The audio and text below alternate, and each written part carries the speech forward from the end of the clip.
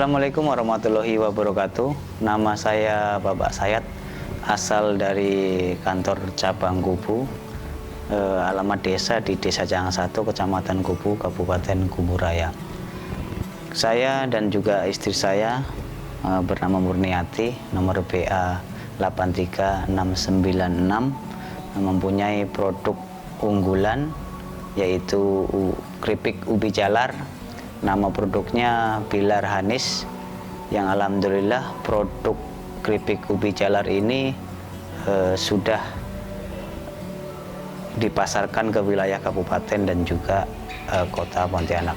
Dalam proses pembuatan keripik ubi jalar ini, yang pertama banyaknya produk bahan baku ubi jalar yang ada di Desa Jangan 1, makanya kami dari para petani pelaku usaha ubi rambat, khususnya saya pribadi dan juga istri saya, berinisiatif untuk membuat keripik ubi jalar karena tersedianya bahan baku yang ada di desa kami, yaitu Desa Jangan 1. Dari awal pembuatan keripik ini kami masih uji coba bagaimana cara membuat keripik dari ubi jalar ini agar bisa dikonsumsi dengan baik dan juga gurih dan nikmat.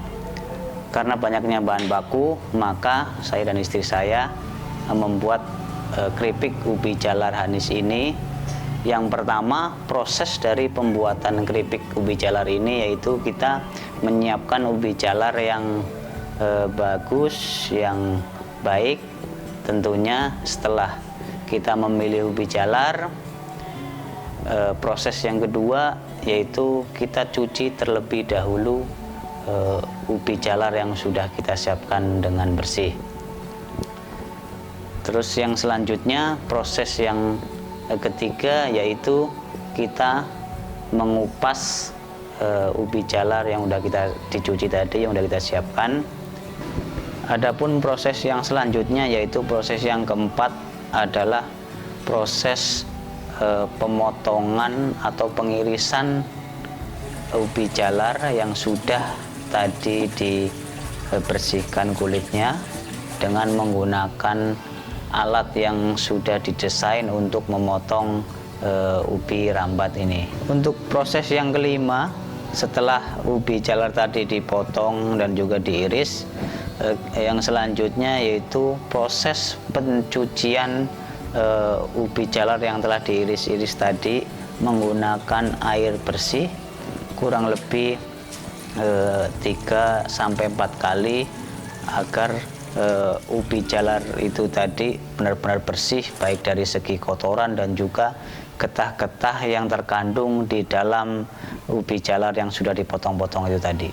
Untuk proses penggorengan, kita siapkan 2 kompor dan juga 2 kuali.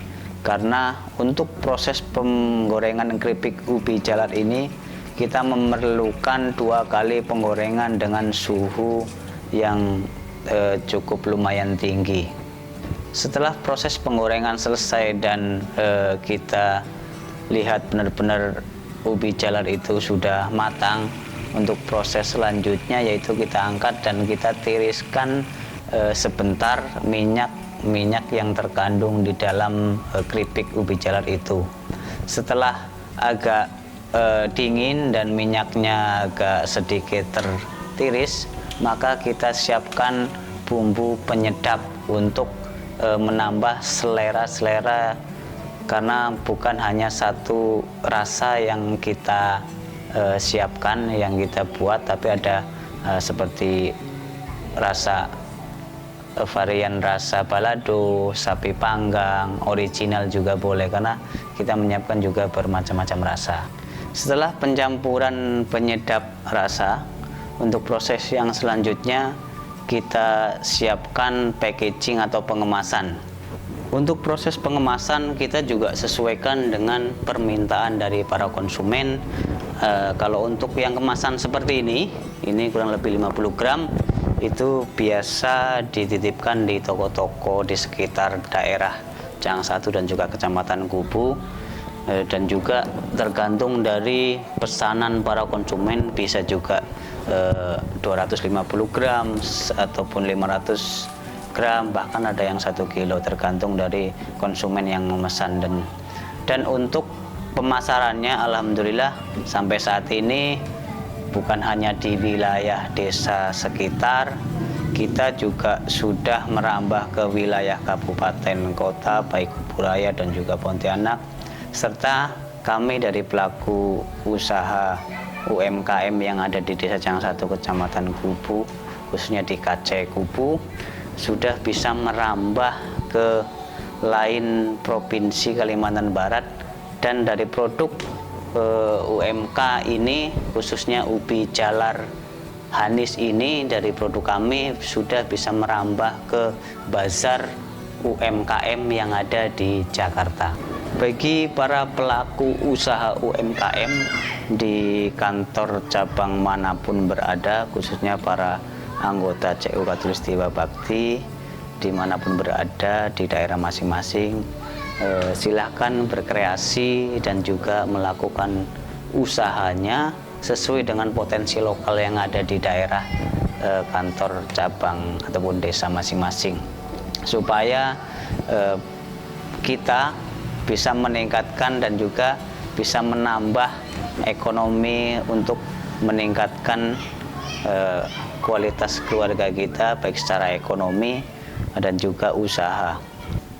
Ucapan terima kasih yang terhingga juga kami ucapkan kepada CU Khatulistiwa Bakti yang telah mensupport kami para pelaku usaha UMKM dan juga para pelaku kelompok binaan, baik secara pembinaan, baik secara finansial keuangan, juga support kegiatan yang lainnya agar kegiatan usaha kami ini bisa tetap berjalan dan juga berkembang. Sekali lagi kami ucapkan terima kasih yang sebesar-besarnya kepada lembaga CU Khatulistiwa Bakti yang telah mensupport dan membina para pelaku usaha, para UMKM. Terima kasih.